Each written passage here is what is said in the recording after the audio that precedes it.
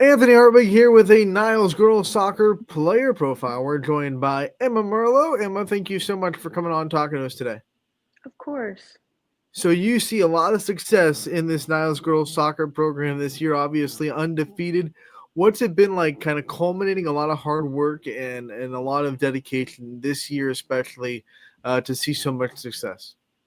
The big thing this year is everybody on the team has shown up for each other and everybody has worked together and has everybody has put in the hard work that has been needed. And as a leader on this team, you kind of set the tone for that. What was it like this year, especially in the preseason, getting ready, knowing that you wanted to set that tone and you wanted to make sure that that was the culture for this program?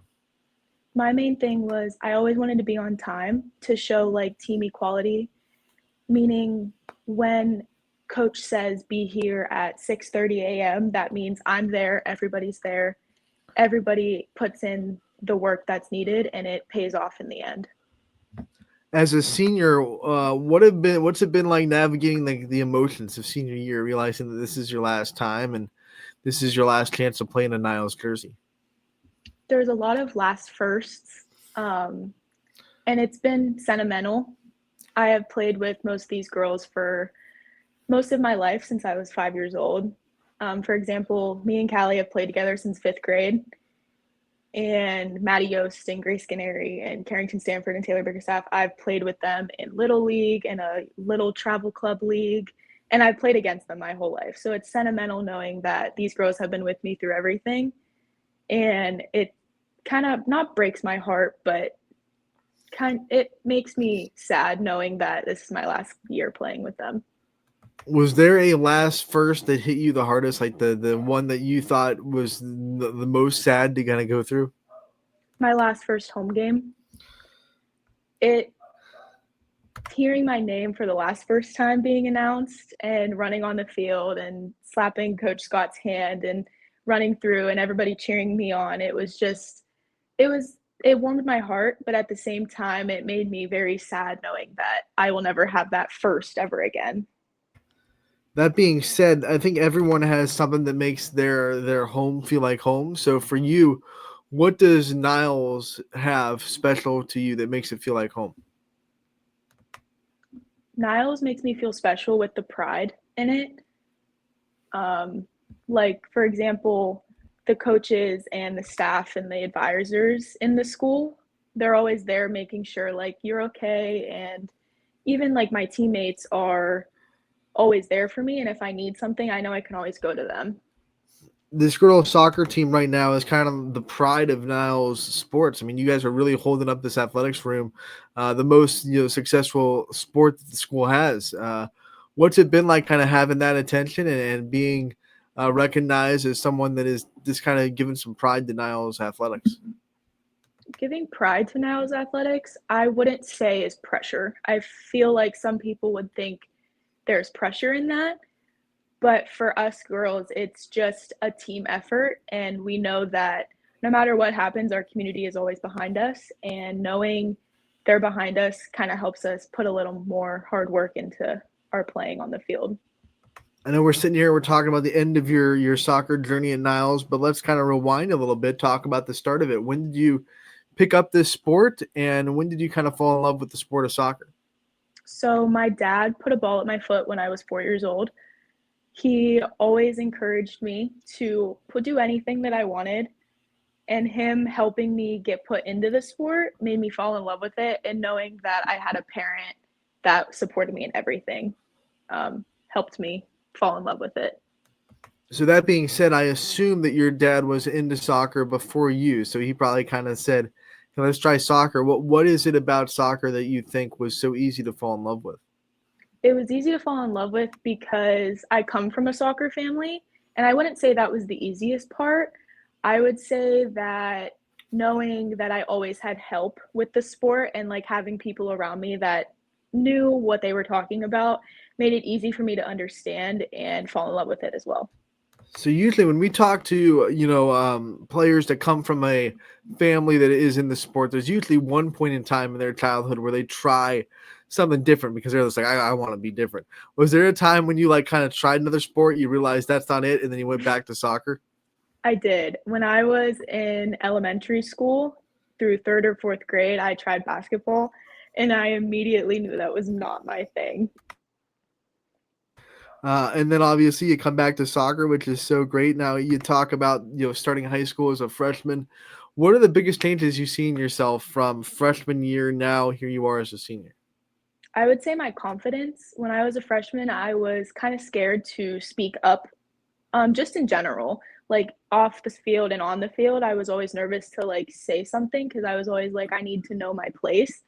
But at the end of the day, everybody on the team is there. And if you have something to say to somebody, you shouldn't be afraid to take the criticism. But this year, I've seen myself be a lot more confident in my playing and on the field and helping and guiding my teammates as well.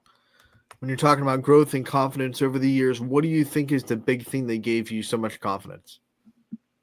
The biggest thing that gave me confidence was knowing that I had a team and people in my life that were always there to support me no matter what happened. And having a team that has we've been through so much over like this year, last year, and years prior. It's just like helped us build chemistry on the field as well. Okay, we've talked about the past, we've talked about the present. Let's talk about the future. We would love to cover you forever, but that's just not how life works. You have to move on and go to the next chapter. What is on the horizon? What are some goals you have after high school? So my goal is to definitely go to college. I haven't really decided what college I'm going to yet. All my applications have been sent in though, so that's a good thing. When you But I'm gonna probably go to college and study law, Mhm. more so business and corporate law.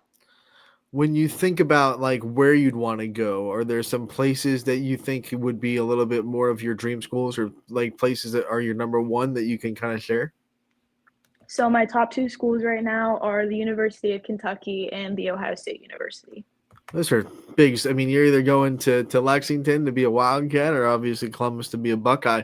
Yep. Um, Obviously, your GPA is a big reason why you can get into those schools, sitting at a 3.84.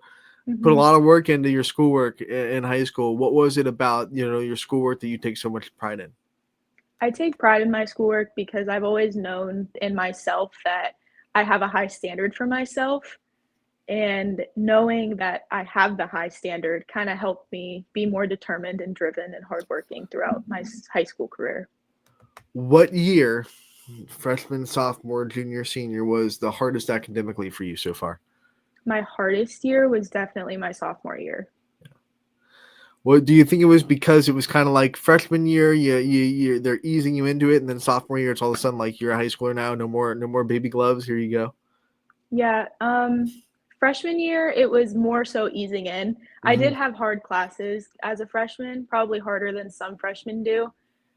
But sophomore year, there was just so much work, and you just had to stay on top of things and stay organized to make sure everything was turned in and you just kept your grades up. You said you wanted to go into business law Mhm. as a major. What's driving you to that career path and wanting to take up that mantle? So I took a financial literary class in my sophomore year, and I fell in love with economics and like the way the market works around here. And I'm also very good at math. So I thought business law would be kind of interesting and would cover my interests a little bit. I am sure being good at math makes you popular on the team. How many of your teammates do you think you tutor in math? Like how many teammates come to you and be like, "Hey, I don't get this math stuff. You obviously do. Can we get some help over here?" Honestly, the whole team is really smart. Hmm. No one really needs help or tutoring. Everyone keeps Wow. their grades up on their own. So you have a bunch of mathies out there on the field, bunch Yep. of number people. Hmm. By the way, out there, if you're watching, uh, math is hard. So if you're struggling with that, there's no shame.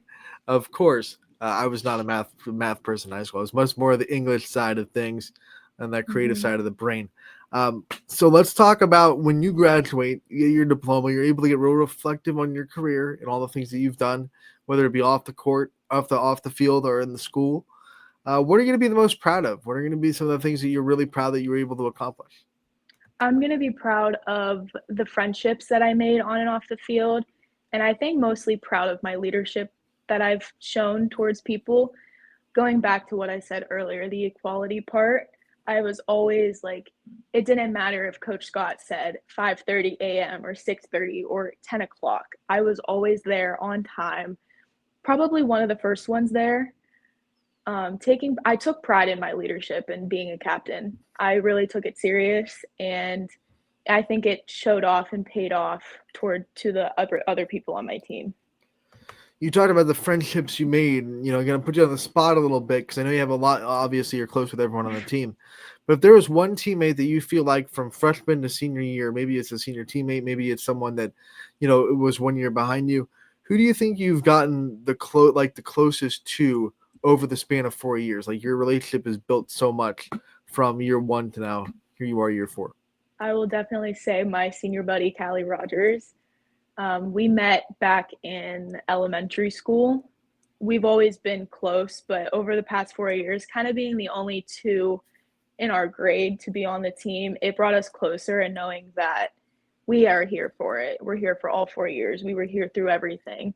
We've been through the ups and downs on the team. We've been through the highs and the lows. We've been through all the wins, all the losses. So bringing that brought us really closer together on the team. You've said multiple times how much pride you've taken in your leadership and how much you are proud of the leader you are. If you wanted to leave a legacy on this school and on this soccer team, what kind of things do you want to be remembered for? When maybe you graduate next year, maybe we bring on next year's seniors or next year's leaders and we ask them what they learned from being your teammate. What do you think that should be? I think that they should take away from me is always being on time was probably one of the biggest things Coach Scott will always say is make sure you're on time for everything, no matter where you are. And I think they could also take away on how I was mostly a silent leader. I showed a lot through my hard work and dedication to the team. So hopefully it pays off to everybody else. On time, on time, on time. I'm sensing a theme in this interview. I gotta know, like, are you someone that also feels like if you're on time, you're kind of late, you try to get early everywhere? Yes. What was the last thing? And not no shame, no shade. What was the last thing you relate to? What was the last thing that you were like, dang, I missed this time. I'm a little bit late getting here. Honestly, the last time I was late to something was school. Okay. Hey, no shame. Once again, 3.84 GPA, you're kicking butt. So if you're a little bit late, you make up for it. Emma, we end these player profiles the same way every time. We want to give you the chance to thank your support system, the people that have always been there for you, the people that have kind of had your back along the way. I want to give you as much time as you want to give out shout outs and thank yous to the people in your life that you think really deserve it. Okay. I want to say thank you to my parents and my brother. They've always been there for me. My mom has always pushed me to be the person I am, and my dad has always been there through everything for me. We've had downs as a child and father, and it's just been greatly grateful. My extended family, I really want to thank them for always showing up for me. My teammates as well. They've always been there, and they're always there for me whenever I need them.